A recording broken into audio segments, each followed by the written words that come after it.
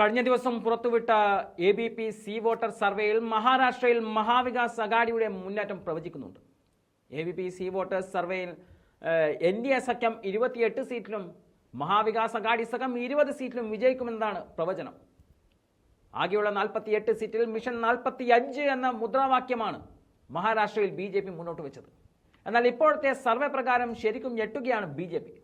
പക്ഷേ നിലവിലെ സർവേയിൽ പറയുന്നത് പ്രകാരമാണെങ്കിൽ BJP 22 സീറ്റുകൾ നേടുമെന്നാണ് പ്രവചനം. ഷിൻഡെ ഗ്രൂപ്പും അജിത് പവാർ ഗ്രൂപ്പും ചേർന്ന് നേടുന്ന സീറ്റുകളുടെ എണ്ണം 6 മാത്രമാണ്. അങ്ങനെ മൊത്തം 28. മഹാവികാസ് അഘാഡിയിൽ കോൺഗ്രസിന്റെ 4 എംപിമാർ വിജയിക്കുമെന്ന് പറയുമ്പോൾ താക്കറെ ഗ്രൂപ്പും ശരത് പവാർ ഗ്രൂപ്പും 16 സീറ്റുകൾ നേടുമെന്നാണ് പറയുന്നത്. ഇങ്ങനെ സംഭവിച്ചാൽ BJPയുടെ മിഷൻ 45 എന്ന സ്വപ്നം തകരുന്നതിന്റെ സൂചനകളാണ് കാണുന്നത്. 2019 ലോക്സഭാ തെരഞ്ഞെടുപ്പിൽ BJP 23 സീറ്റുകൾ നേടിയപ്പോൾ ശിവസേന 18 സീറ്റുകൾ നേടിയിരുന്നു. NCP 4 സീറ്റും കോൺഗ്രസ് 1 സീറ്റും നേടിയിരുന്നു. എന്നാൽ 2019 നിയമസഭാ തെരഞ്ഞെടുപ്പിന് ശേഷം മഹാരാഷ്ട്രയിലെ എല്ലാ രാഷ്ട്രീയ സമവാക്യങ്ങളും മാറി മറിയുകയായിരുന്നു. 2022 ശേഷം മാറുന്ന സമവാക്യങ്ങളുടെ അടുത്ത അധ്യായവും മഹാരാഷ്ട്ര കണ്ടു.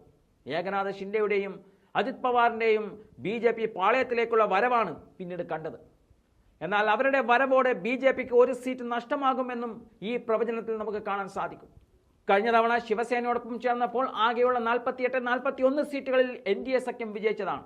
മാത്രമല്ല സ്വതന്ത്ര സ്ഥാനാർത്ഥിയും NDA പക്ഷത്തേക്ക് പോയിരുന്നു. അങ്ങനെ 42 സീറ്റുകൾ മോദിക്ക് അനുകൂലമായിട്ടുണ്ടായിരുന്നു. എന്നാൽ ഇപ്പോഴത്തെ നിലയിൽ NDA സഖ്യത്തിന് നഷ്ടപ്പെടുന്നത് 14 സീറ്റുകളാണ്. കേവലം 5 സീറ്റുകൾ മാത്രമുണ്ടായിരുന്ന ഇന്ത്യ മുന്നണി 15 സീറ്റുകൾ പിടിച്ചെടുക്കുകയും ചെയ്യും.